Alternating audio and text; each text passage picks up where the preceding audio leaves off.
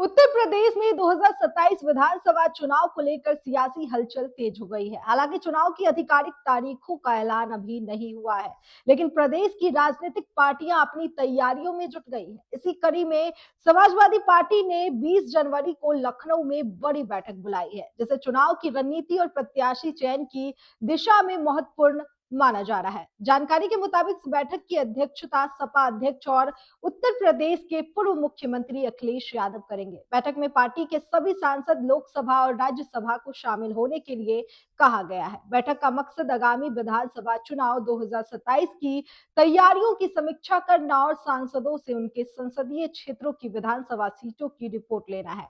सपा प्रमुख इस बैठक के जरिए सांसदों के रिपोर्ट कार्ड की भी समीक्षा करेंगे, जिससे पार्टी को आगामी चुनाव में प्रत्याशी चयन और रणनीति तय करने में मदद मिलेगी। बैठक सपा मुख्यालय में दोपहर 12 बजे शुरू होगी। अखिलेश यादव बैठक में पार्टी पदाधिकारियों के साथ आगामी रणनीतियों पर विस्तृत चर्चा करेंगे। इसके अलावा बैठक में बजट सत्र की रणनीति और संसदीय गतिविधियों का भी मूल्यांकन किया जाएगा। वर्तमान में सपा के पास लोकसभा में 37 और राज्यसभा में 4 सांसद हैं और ये बैठक उनके संसदीय प्रदर्शन को आंकने और आगामी चुनाव में सपा की पकड़ मजबूत करने की लिहाज से बेहद अहम मानी जा रही है। सपा प्रमुख अखिलेश यादव ने हाल ही में प्रयागराज में मौनी अमावस्या के मौके पर हुई घटनाओं को लेकर भाजपा पर निशाना साधा। प्रशासन द्वारा शंकराचार्य स्वामी अभिमुक्तेश्वरानंद सरस्वती को आगे बढ़ने से रोकने के बाद अखिलेश यादव ने एक्स पोस्ट के जरिए प्रदेश सरकार और भाजपा पर कटाक्ष किया। उन्होंने लिखा, साधु संतों, भक्तों, श्रद्धालुओं के साथ अप्रिय व्यवहार का